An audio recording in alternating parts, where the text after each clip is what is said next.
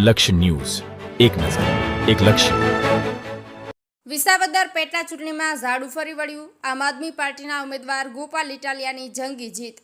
આમ આદમી પાર્ટીના ગોપાલ ઇટાલિયા 17,581 મતથી ભવ્ય જીત મેળવી છે. ગોપાલ ઇટાલિયા વિધાનસભા ચૂંટણી જીત્યા છે. વિસાવદરમાં ભાજપ કિરીટ પટેલને હરાવ્યા. વિસાવદર ચૂંટણીમાં આપ પાર્ટીની જીત થતાં સાણંદમાં આપ કાર્યકરોમાં ખુશીનો માહોલ છવાયો છે. આપ પાર્ટીના કાર્યકરોએ જય ગોપાલના નારા લગાવી, ફટાકડા ફોડી, મીઠાઈ ખવડાવી જીતની ઉજવણી કરી છે. ગુલાબ બૌદ્ધ સાણંદ. આજ રોજ જે પેટા ચૂંટણીનું રિઝલ્ટ આવ્યું, વિસાવદરની અંદર અમારા આમ આદમી પાર્ટીના ઉમેદવાર ગોપાલભાઈ ઇટાલિયાની જીત થઈ. એથી અમારી આમ આદમી પાર્ટી સાણંદની આખી ટીમ અને સમગ્ર આમ આદમી પાર્ટીના કાર્યકર્તાની અંદર એક ઉલ્લાસ, હર્ષ અને ઉલ્લાસની લાગણી છે. અને ગુજરાતની અંદર જે લોકો કહેતા હતા કે ત્રીજો પક્ષ ચાલતો નથી, તો એમના મોઢા પર એક મોટો તમાચો છે કે જે જનતાના કામ કરશે એને જનતા ચૂંટશે. જય હિન્દ, ભારત માતાની જય. બોલો ભારત માતા કી જય. આજ રોજ વિસાવદર પેટા ચૂંટણીનું જે રિઝલ્ટ આવ્યું છે, જેની અંદર આમ આદમી પાર્ટીના ઉમેદવાર ભાઈ શ્રી ગોપાલભાઈ ઇટાલિયાનો બહુ ભવ્ય લીડથી જીત થઈ છે. એ બદલ આમ આદમી પાર્ટીના તમામ કાર્યકર્તાઓ, એના સિવાય ગુજરાતના નવયુવાનોને ખૂબ ખૂબ અભિનંદન અને ખૂબ ખૂબ શુભેચ્છાઓ.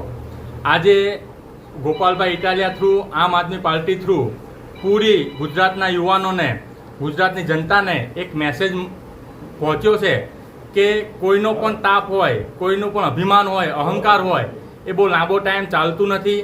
અને જ્યારે જનતા જાગે છે ત્યારે આવા ભ્રષ્ટાચારીઓ અને મોટા મોટા ગમે એટલા પૈસાઓ વાપરતા હોય, કે તમે જોયું હશે ચૂંટણીની અંદર દારૂની રેડમશેર કરતા હોય, ગમે તે કરતા હોય, પણ વિજય હંમેશા સત્યનો થાય છે. એટલે આજે ભ્રષ્ટાચારી ભાજપની સરકારને આજે અમારા જેવા નવયુવાનો કહેવા માંગે છે કે તમારો કાળ, જેમ કૃષ્ણમાં કીધું હતું, રામાયણ વખતે, મહાભારત વખતે બધાએ કીધેલું છે, કૃષ્ણ ભગવાને ભગવદ્ ગીતામાં પણ કીધેલું છે, એ પ્રમાણે કે ભાજપ, ભ્રષ્ટાચારી ભાજપનો ગોપાલ જે ગોકુળમાં જન્મ હતો, એમ અમારે ગુજરાતના, આખા ભારતના આપણો ગોપાલ એ વિસાવદરમાં જન્મ લઈ ચૂક્યો છે. અને આગળના સમયમાં પૂરા ગુજરાત અને ભારતની અંદર આમ આદમી પાર્ટીનો ઝંડો લહેરાશે અને યુવાનોનું અને જનતાનું રાજ આવશે. જય હિન્દ, જય ભારત. વિસાવદરની ચૂંટણીમાં ગોપાલભાઈ ઇટાલિયાની જે જીત થઈ છે, જે માત્ર ગોપાલભાઈ ઇટાલિયાની જીત નથી, ગરીબ જનતા, મધ્યમ વર્ગ, આજે ખેડૂતોની જીત છે, વિદ્યાર્થીઓની જીત છે. અને આગામી સમયમાં ગુજરાતની જનતા જોવે કે આ ભ્રષ્ટાચારીઓ સામું અવાજ ઉઠાઈ અને જે કંઈ આજે જીત હાંસલ કરી છે ગોપાલભાઈ ઇટાલિયાએ, એ જીતને અમે નમન કરીએ છીએ, વંદન કરીએ છીએ. અને એમની લીટીથી હવે આમ આદમી પાર્ટી આગળ ચાલશે.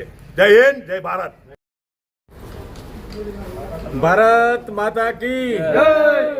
વિસાવદરની પબ્લિકનો હું ખૂબ ખૂબ આભાર માનું છું, કારણ કે એને એક સારા એવા નીડર અને સાહસિક અને કાંઈ પણ પ્રશ્નો ઉપાડી શકે એવા ગોપાલભાઈને આજે વિજય બનાવ્યા છે.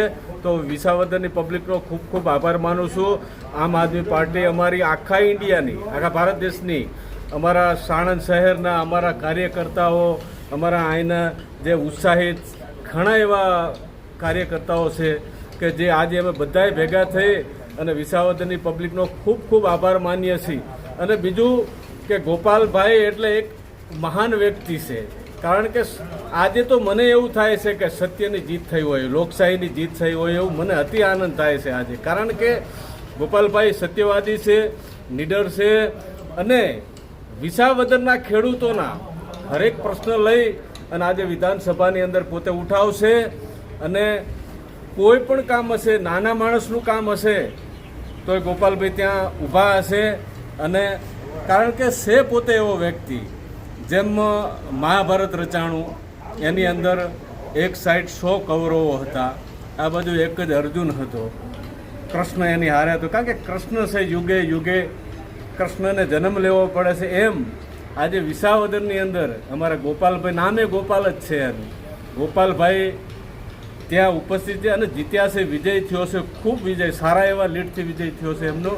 અને આજે કૃષ્ણની ભૂમિકા ભજવી અને વિસાવદરની નહીં, આખા ગુજરાતની પબ્લિક, આખા ઇન્ડિયાની, આખા ભારત દેશની પબ્લિકનો અવાજ ઉપાડશે અને હરેક કામો થશે, નાના મોટા એવું નથી, એનાથી થશે એટલું કરશે એટલો અમને વિશ્વાસ છે. તો હું વિસાવદરની જનતાનો ખૂબ ખૂબ આભાર માનું છું. જય માતાજી, જય હિન્દ.